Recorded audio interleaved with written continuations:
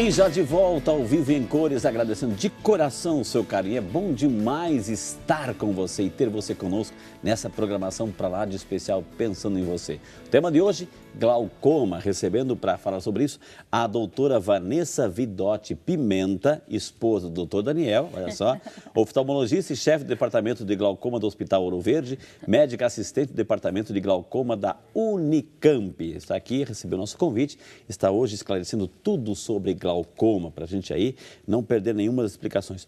Doutora, a nossa amiga Marisa Helena, obrigado Marisa, que Deus te abençoe, eu tenho glaucoma, gostaria de saber se quando usa os colírios melhora ou tem cura. Eu uso 4 tipos de colírios todos os dias, moro em Campos do Jordão, passo no oftalmologista de 3 em 3 meses. E se fizer cirurgia, tem cura? É a nossa amiga Marisa Helena, doutora. Pois é, dona Marisa, infelizmente o glaucoma não tem cura. A gente consegue controlar a doença através do uso de colírios. Os colírios são o primeiro passo no tratamento dessa doença, no tratamento do glaucoma. A gente começa com 1 colírio, se não é suficiente passamos para 2 colírios, até chegar em 4 colírios. Então ela está praticamente com o tratamento máximo que a gente utiliza para controle da doença. E se ele for suficiente, é isso que é feito, tá? No momento em que os 4 colírios não fizerem o efeito desejado em relação ao controle da pressão intraocular, aí passa a estar indicada uma cirurgia. Cirurgia para cura? Não. Cirurgia para controle da pressão, o que os colírios não estão conseguindo fazer. Ok. Muito bem. Doutora, fomos às ruas novamente. Vamos lá para ver o que o povo quer saber sobre glaucoma. Vamos lá.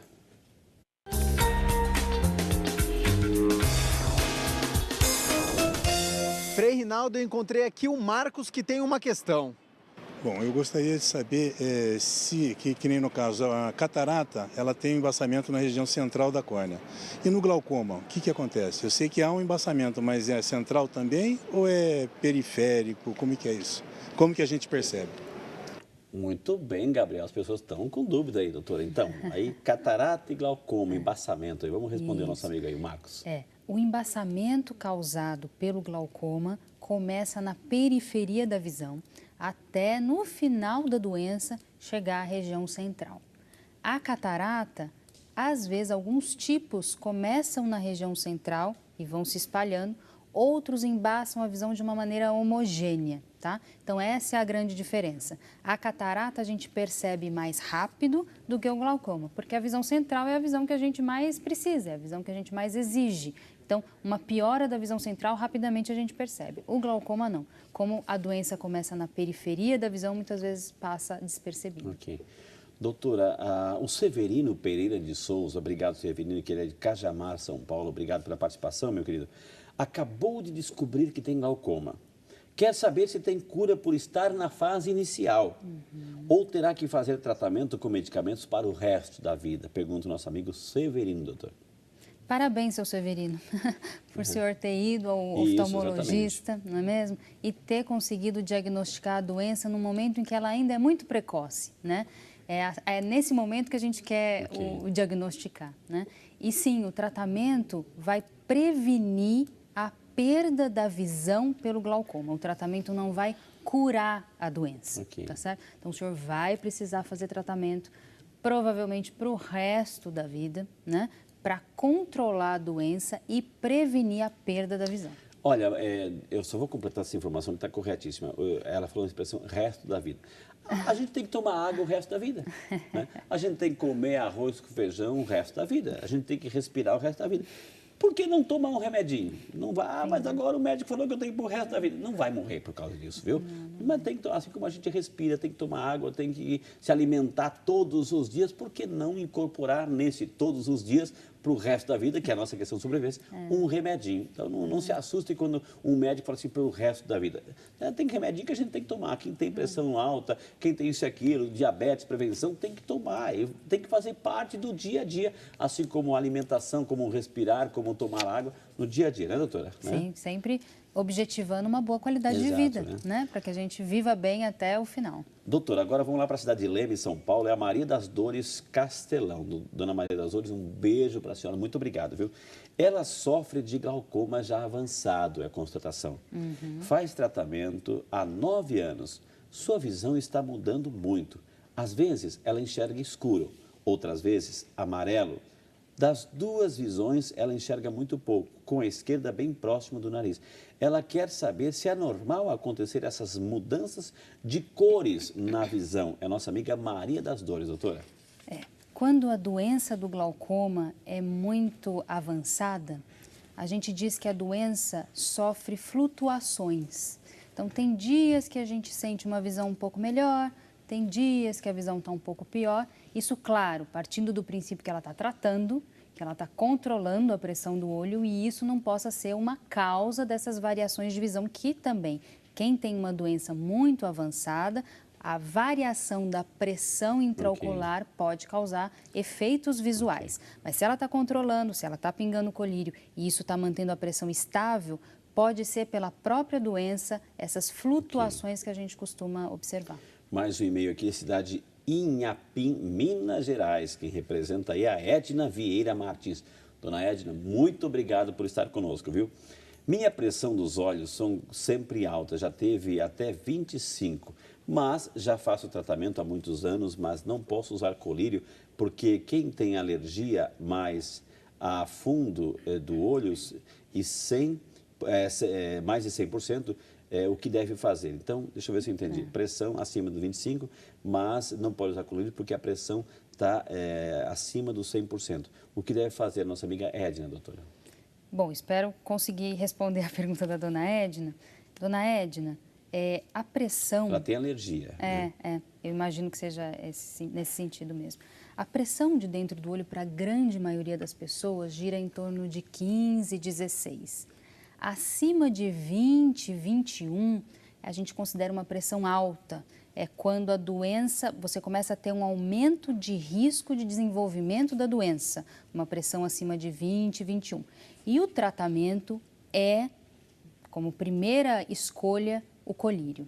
Hoje em dia existe uma infinidade de colírios. Às vezes a gente tem um quadro alérgico com uma droga que melhora com uma outra. A gente precisa testar vários tipos de colírio para saber aquele que a senhora se adapta melhor.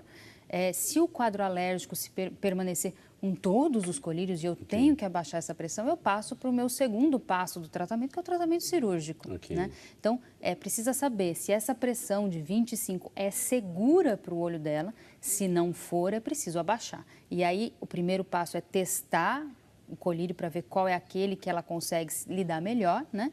E se não for suficiente, uma cirurgia. Doutora, a nossa amiga Eneide Gomes, de Anicuns, lá em Goiás, está acompanhando o programa, está atenta. Obrigado, Eneide, Deus abençoe. A doutora citou que quem tem na família casos pode desenvolver, existe uma maior probabilidade de também ter, no caso do fator hereditário. Não é o exclusivo, Ela falou assim, estou assistindo o programa, na minha família não existe casos de glaucoma, né? No entanto, há 3 anos descobri que eu tenho glaucoma, então não é só hereditário. Vem, né? De onde vem? Outro detalhe, a minha pressão ocular e sempre foi normal. Só descobri o problema quando comecei a sentir dificuldades para enxergar de perto, letras pequenas. Só descobri depois que troquei de médico, pois os 2 profissionais que estavam cuidando do meu caso não conseguiram descobrir o problema. Uso o alfaganzê colírio desde a primeira consulta e faço exames uma vez ao ano. Gostaria de saber se há possibilidade de cirurgia, implante de lente ou não.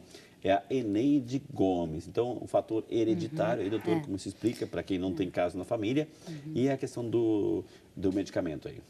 Dona Eneide, algumas pessoas não conseguem realmente encontrar alguma história familiar de glaucoma.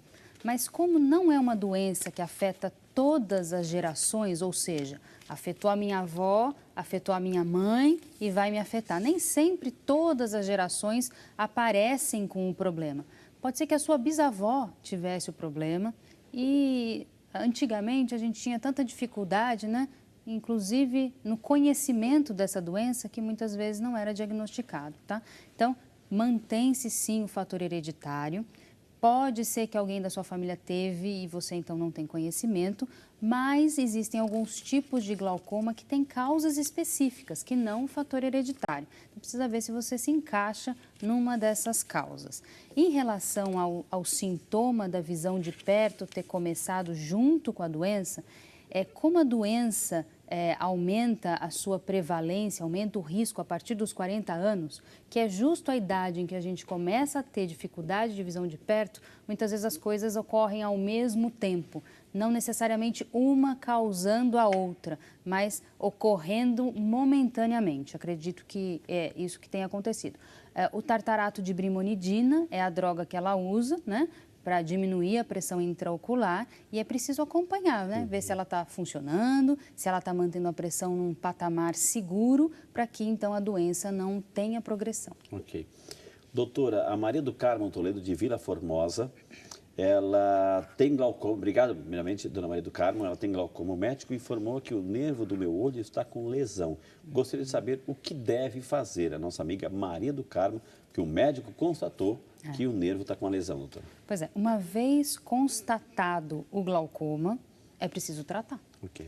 Então, quando a gente constata que está com a pressão alta no corpo, constata diabetes, a gente começa um tratamento. Então, ela precisa tratar para evitar que essa lesão que ela já tem no nervo, que infelizmente não é recuperável, para evitar que essa lesão aumente, piore, progrida, para que isso não cause piora de visão, piora na sua qualidade de vida. O Antônio Soares, de Santa Maria da Boa Vista, olha só lá, todo mundo enxerga bem, a Boa Vista, né? Santa Maria da Boa Vista, lá na Paraíba, que Deus abençoe a cidade linda lá, tem um problema na visão onde o nervo é diferente e tenho que fazer acompanhamento de ano em ano. Gostaria de saber, pode ser glaucoma? Pergunta o nosso amigo Antônio Soares, doutora. Pois é, existem nervos que a gente, ao examinar, percebe que não tem aquele aspecto tão comum que a maioria das pessoas tem, são nervos diferentes, mas eles podem ser nervos normais. Existem variações do que é normal. Algumas características que são mais comuns, outras menos comuns. Quem tem nervos diferentes do padrão, do normal, tem maior risco de desenvolver glaucoma ao longo da vida. Okay. Então, precisa acompanhar.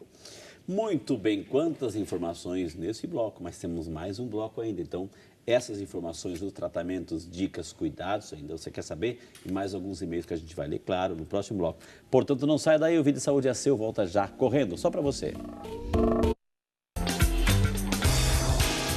Se você na família, outra dica, se você na família tem algum familiar, alguma pessoa com história de glaucoma, estatisticamente isso aumenta a sua chance de vir a ter o glaucoma. Porém, os pacientes sempre perguntam para a gente, doutor, se eu ficar demais no computador, se eu fizer isso, se eu fizer aquilo, aumenta a chance? Ou se eu me alimentar, se eu comer isso, se eu comer aquilo, aumenta a minha chance de ter a doença? Não.